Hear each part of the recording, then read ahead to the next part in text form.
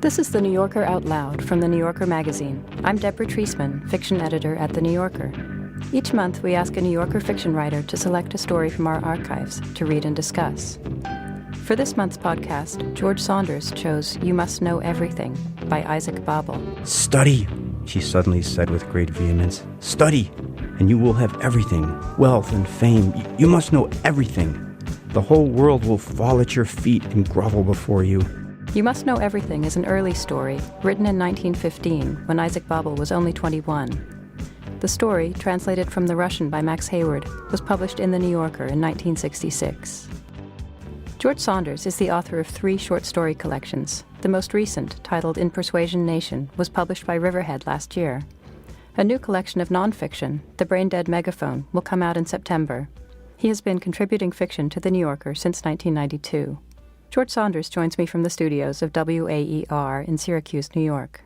Hi, George. Hi, Deborah.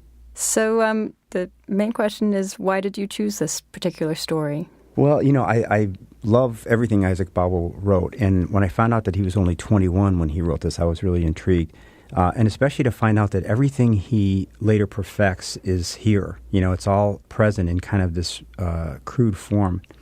Once you referred to Babel as a combination of your 2 favorite writers, Hemingway and Kerouac. Those are 2 writers I would never have thought to mention in the same breath as Babel.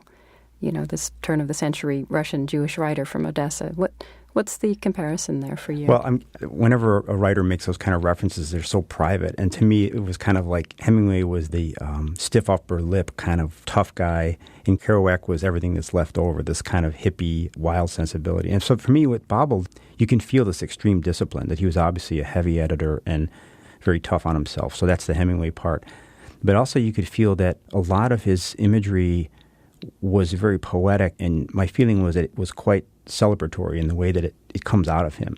Mm-hmm. So until I discovered Babel, I think I was doing a lot of shutting myself down with that discipline. Like everything was, even adjectives were too decadent, And so suddenly then to see Babel who could do both, he was obviously not a first draft guy. He was somebody who was just wringing the life out of every story or into every story.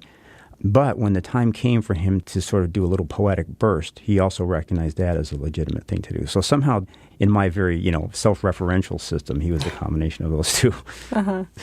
Can you just say a little bit about what the story is about? The way I read the story is it's kind of the young Isaac Babel surveying his life to date and saying, where has the real emotion been? Because that must be where my stories are located. And he finds his grandmother, who he loved very much. And so in some ways, it's kind of just a genius writing my Saturday with Grandmother story. And when I first read it, I thought, ooh, it's kind of slow compared to what he normally does. But every time I read it, I find meaning in even the sections that aren't quite so, on first read, don't seem so vital. But I, anyway, as a reader, feel that there was a method to the madness, that all this scene setting actually pays off. Right. We'll talk more after we listen to the story. Here's George Saunders reading You Must Know Everything by Isaac Babel. On Saturdays, I always came home late after my 6 lessons at school. Walking home through the streets never seemed to me a waste of time. It was very good for daydreaming, and everything looked so nice and familiar. I knew all the signs, the stonework of the houses, the storefronts. I knew them in some special way all my own, and I was quite convinced that I saw in them what really mattered, that mysterious something that we adults call the essence of things. It was all very firmly fixed in my mind. If anybody happened to mention one of the stores, I could immediately picture its sign with the gilt letters and the scratch in the left-hand corner, the girl cashier with her high hairdo, and the aura clinging to the place, which is unlike the aura of any other store.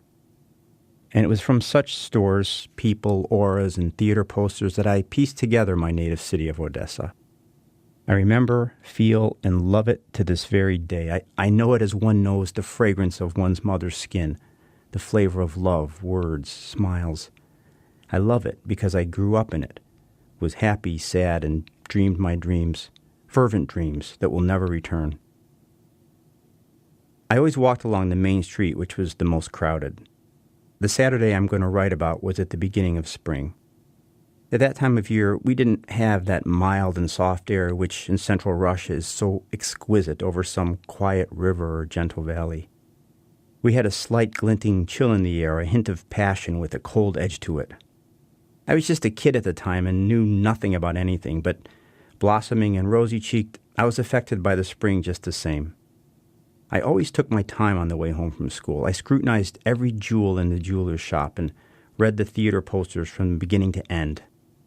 Once I was studying the pale pink corsets with crinkly garters at Madame Rosalie's and was just about to move on when I bumped into a tall student with a large black mustache. He was grinning all over his face and he said, "Having a good look, eh?" I blushed. He gave me a knowing pat on the back and said condescendingly, "Keep it up, old fellow. Good for you. All the best." He guffawed, turned on his heel, and walked away. I was very embarrassed, went straight home, and never again stopped to gaze into Madame Rosalie's shop window. I was supposed to spend this particular Saturday at home with my grandmother. She had her own room at the far end of the apartment, behind the kitchen. In the corner of her room there was a stove. Grandmother always felt cold. It was always hot and stuffy in her room, and this made me miserable, and I wanted to escape. On this day I took all my paraphernalia, books, music stand, and violin, into Grandmother's room. The table was already laid for me. Grandmother sat in her corner while I ate. Neither of us said a word. The door was shut and we were alone. For dinner I had cold gefilte fish with horseradish, a dish for the sake of which it would pay one to convert to Judaism, a thick tasty soup, roast meat and onions, lettuce, fruit salad, coffee, pie, and apples. I ate it all. I may have been a daydreamer, but I also had an appetite. Grandmother cleared the table and the room became neat and clean. There were some sickly-looking flowers on the windowsill. The only living things that Grandmother loved were her son, her grandson, her dog Mimi, and flowers. Mimi also came in, curled up on the sofa, and immediately fell asleep. She was a terrible sleepyhead, but a wonderful dog, kind, sensible, small, and good-looking. She was a pug with a light-colored coat. She had not grown fat and flabby in her old age, but had kept herself in good trim. She lived out the whole of her life of 15 years with us, from birth to death, and naturally enough, she loved us all, particularly Grandmother, who was so hard and merciless.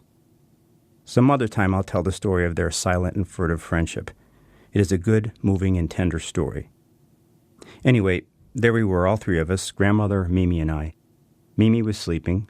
Grandmother, in a good humor, sat in the corner in her silk Sabbath dress, and I was supposed to do my lessons. It was a difficult day for me. I had already had 6 lessons at school, and now my music teacher, Mr. Sorokin, was supposed to come, and so was Mr. Lieberman, my Hebrew teacher, to give a lesson we'd missed. Payson, the French teacher, might also come, and I had to prepare a lesson for him. There would be no trouble with Lieberman. We were old friends, but music and those scales were sheer misery. I spread out my exercise books and began to do my lessons. Grandmother did not interrupt me, God forbid. Her face was drawn and blank because of her reverence for my work. She fastened her round, bright yellow eyes on me. Whenever I turned over a page, they followed the movement of my hand. Anybody else would have been made very ill at ease by this fixed and ever-vigilant gaze, but I had grown used to it. Later, she would listen to me rehearse my lessons. She was at home only in Yiddish, and her Russian was very bad. She garbled it in her own peculiar way, using a lot of Polish and Jewish words. Of course, she couldn't read or write in Russian, and she'd hold a Russian book upside down. But this didn't prevent her from going through my lessons with me from beginning to end. She couldn't understand a word, but she listened intently, and the music of the words was sweet to her ears. She was full of reverence for learning, had great faith in me, and wanted me to become a rich man. When I had finished with the lessons, I did some reading. At that time, I was reading Turgenev's First Love. I liked everything about it, the vivid words, descriptions, and conversations. But that afternoon, I was particularly thrilled by the scene in which Vladimir's father strikes Zinaida on the arm with his riding crop. I could hear the swish of the whip and feel the momentary keen and painful sting of its supple thong. This upset me in some unaccountable way, and at this point I had to stop reading and walk up and down the room.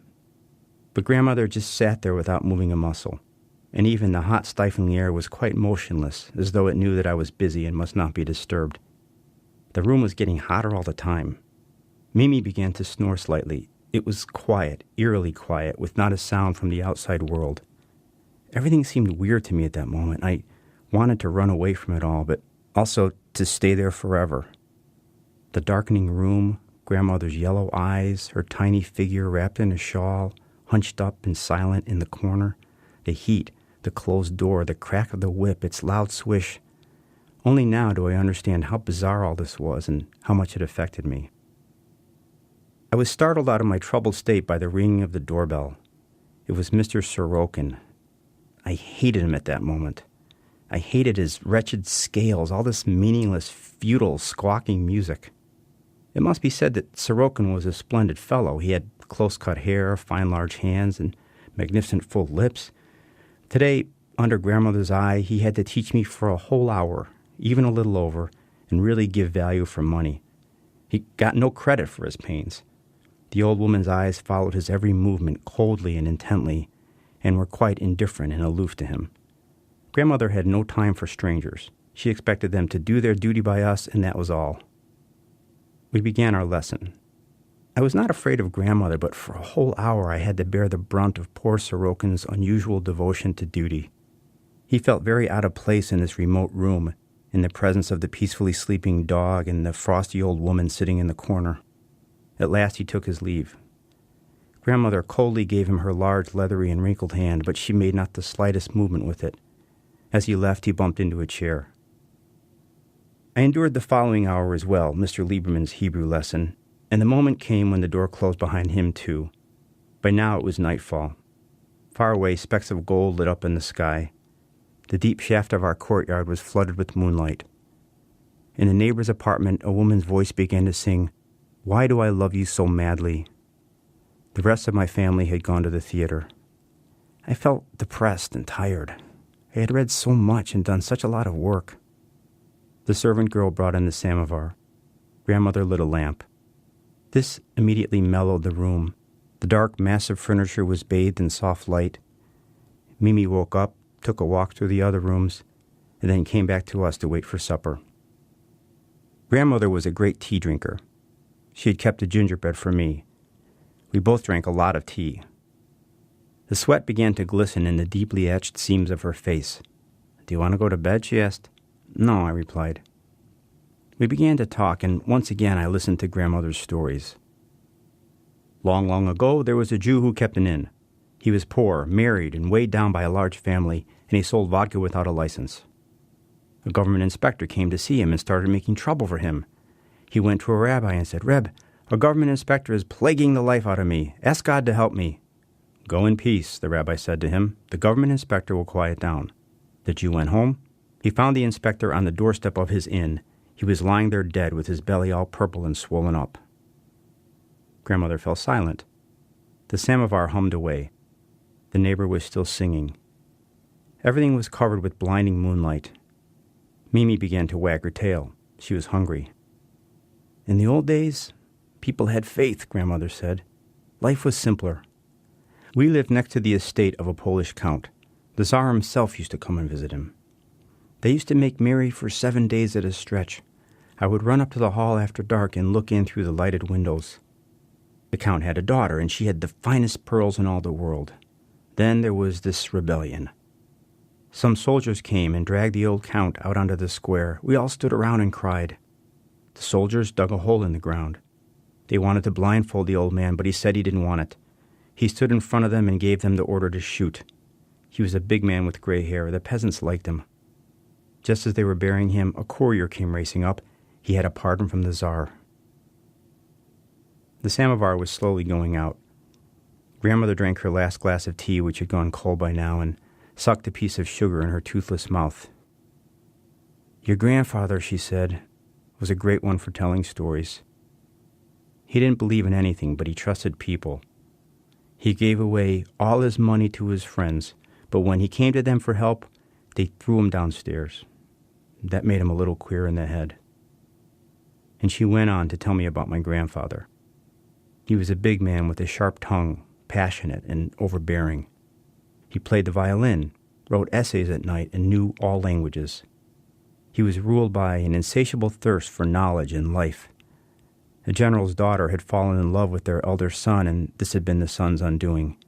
He became a wanderer and a gambler, and he He died in Canada at the age of 37. All grandmother had left was my father and me. Everything else was gone. For her, day was turning into night, and death was coming slowly. She fell silent again, then lowered her head and began to cry. "Study," she suddenly said with great vehemence. "Study, and you will have everything, wealth and fame. You must know everything. The whole world will fall at your feet and grovel before you. Everybody must envy you. Do not trust people. Do not have friends. Do not lend them money. Do not give them your heart." She said no more. There was silence in the room. She was thinking about years gone by and all her troubles. She was thinking about my future, and her stern commandments pressed down heavily and forever on my weak, untried shoulders. In the dark corner, the iron stove glowed red hot and gave off a fierce heat. I was hot and stifled, and I wanted to run outside into the fresh air and escape, but I hadn't even the strength to raise my head. There was a crash of crockery in the kitchen. Grandmother went in there. It was supper time. The next moment I heard her harsh and angry voice. She was shouting at the servant girl. I felt awkward and upset. She had just been full of such peace and sadness. The servant was answering back. "Get out, you little slut," I heard my grandmother shout with uncontrollable rage in an unbearably loud and shrill voice. "I'm the one who gives orders here. You're breaking my things. Get out." I could not stand the raucous, metallic sound of her voice. I could see her through the half-open door. Her face was taut. Her lower lip was trembling with fury. Her throat was all swollen. The servant was trying to reply. "Get out," grandmother said. Now everything was quiet.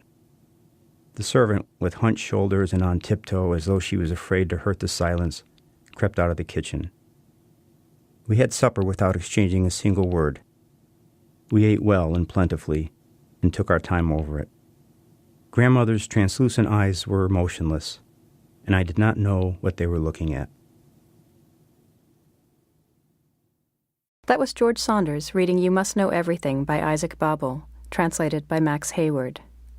You can also find the story in The Complete Works of Babel, published by Norton and translated by Peter Constantine, which is available in paperback. So, George, when I was reading this again for this, I thought that if you were going to write this story, you would write the story of the mean grandmother and the kind dog. Yeah, that's always, because that's how it actually is in the real world. Grandmothers are always mean and dogs are always nice. I mean, I really admire and envy what Babel does here, because he's able to do, it's such a subtle story that contradicts itself all over the place in just the way that life does. And I certainly don't have anywhere near that kind of confidence. Even as a 21-year-old, he's got this amazing willingness to let everything into the story. Mm-hmm. Do you think it's confidence, or you think he's just kind of winging it? I mean, I think in some ways both. My sense of him as a writer always is that he left the door very wide open and then kicked some things out.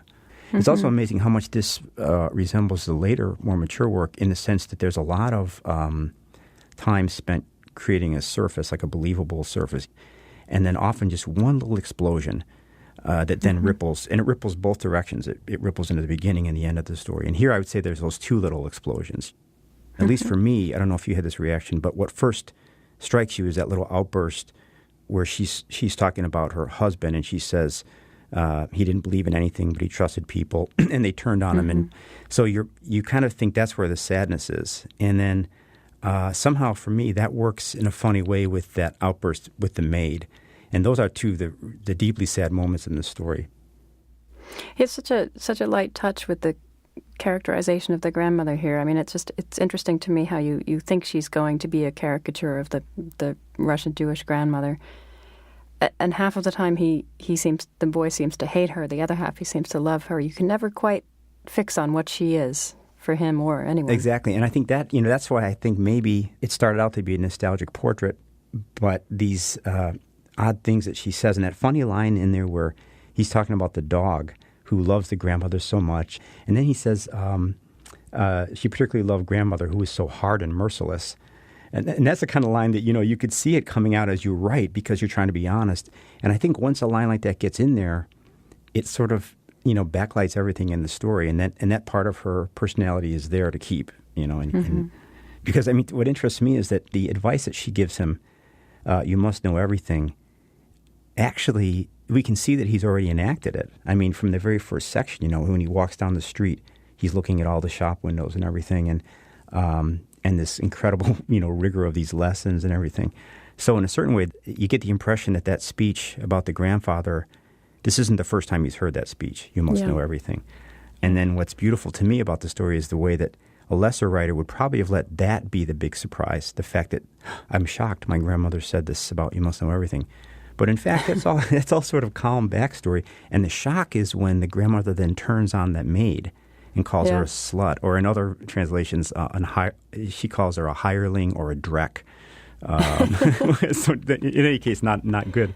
But that to me is the interesting moment in that story where this grandmother, who he's already conceded isn't a saintly grandmother, even surpasses his expectations by turning on this woman. And at least for me, you think, wow, well, maybe that this advice that she gives him, study, you must know everything, it's incredibly aggressive. I mean, she says, the whole world will grovel before you, everybody must envy you. Mm-hmm. And then when you think, this family ethic, which he's already imbibed, probably is why the friends rejected the grandfather. She mentioned sort of in passing that he was arrogant and so on. So you could see a situation where their version is he gave everything and they screwed him. But the friends might say, that guy was so arrogant, All he wanted was us to grovel before him and envy him. So there's a kind of beautiful circularity in it. So a lot of people read that advice as sort of Babel's recipe for becoming a writer. It seems awfully calculating if that's what it is. Don't trust people, don't have friends, don't lend them money, don't give them your heart. Well, and actually, all those you just named, he contradicted every single one of those.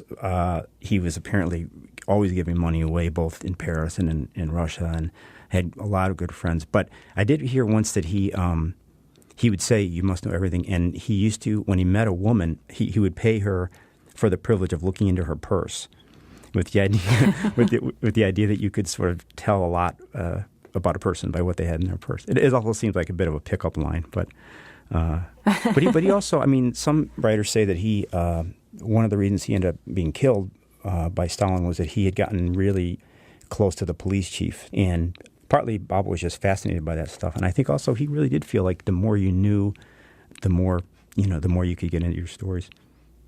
George Saunders, thanks so much. Thank you. That was fun. George Saunders' most recent collection of stories is titled In Persuasion Nation. You can also read a new Saunders short story, Puppy, on our website, newyorker.com. To subscribe to this and other free New Yorker podcasts, please visit the iTunes store. You can also download the weekly audio edition of the magazine through iTunes or audible.com. You've been listening to The New Yorker Out Loud from The New Yorker magazine. I'm Deborah Treisman. Thanks for listening.